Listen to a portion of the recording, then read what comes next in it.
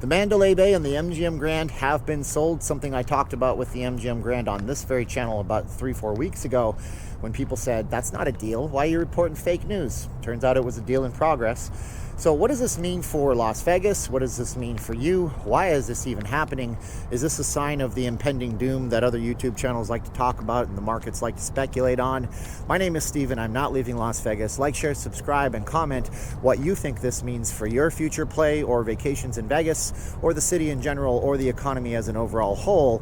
I have a good feeling about what you might say based on previous videos I did just like this, but I'm interested to hear what you have to say about it.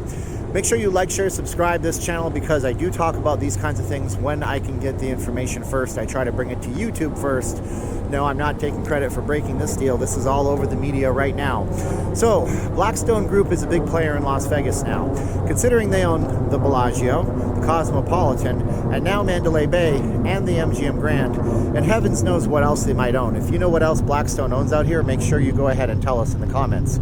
So it turns out that on January 14th, today, it was announced that a $2.5 billion deal went through. This means that the land and the buildings that the MGM Grand and the Mandalay Bay sit on are going to be owned by Blackstone.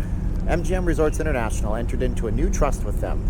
It gives them something called OP units, which is a financial thing that I believe, from what I've researched, and it's very, very complicated, a little bit above my level of understanding, and I'll leave you some comments to research it below if you'd like.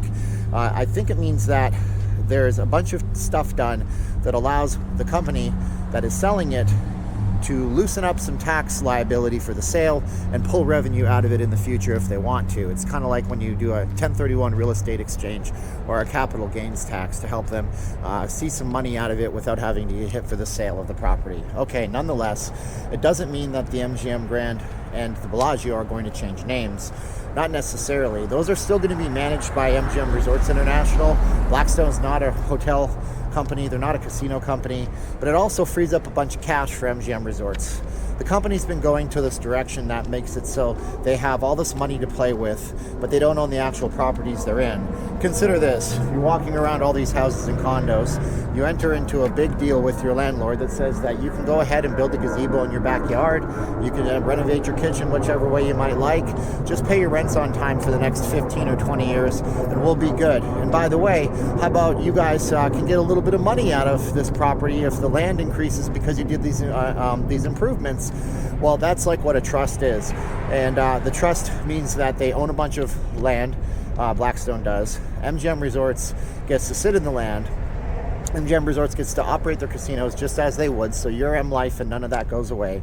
And if the properties go up in value, there's money in it for MGM Grand down the future, I think. Now, I'm not a real estate expert. I'm working on that part of my life, entering into a new part of my life. But this just means that business as usual at these properties. There's a new landlord in town. MGM's going to pay some rent to that landlord. And hopefully at the end of the day, everybody's profitable. It also means that there's going to be probably no big changes coming up to these properties. Sorry guys, I don't see resort fees going away anytime soon. I don't see a reason why the parking would suddenly be free. Now, whether or not this has anything to do with the October 1st incident, that's probably not why the Mandalay Bay is involved. The Mandalay Bay is actually a lucrative property right now, considering it sits on Las Vegas Boulevard in the Hacienda area, and that's right on the other side of the Raiders Stadium, the Allegiant Stadium.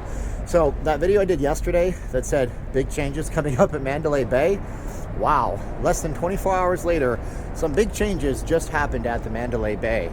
And I didn't know about this yesterday, but I'm glad I posted that video when I did. So there it is, folks. The land trust is formed. MGM Resorts is now a tenant in the MGM Grand and the Mandalay Bay. Blackstone Group increases their real estate portfolio. Resort fees and parking is probably not going away, but MGM has $8.4 billion over the other sales that they did of the Circus and the Bellagio in order to have some fun, build some casinos in Tokyo or wherever they want to build them, because apparently they're getting out of the land ownership business. They're a casino company that's going digital with online sports betting, different types of gaming, and they see the future not as a landowner in Las Vegas, but as a tenant in a long-term lease with a big, huge property owner like Blackstone, making more profits, more of that money. What do you think about this? Be sure you like, share, subscribe on this video. I like to keep these simply explained videos short as I can. I hope I covered all the bases. If you're an expert in real estate, you give us a financial education description below, and I'm going to link up some links so you guys can get a better understanding of the whole thing. I had to read them 3 times. They're complicated. Thanks for watching, sharing, liking. We'll catch you in another video on the flip side right here on Not Leaving Las Vegas. Bye-bye.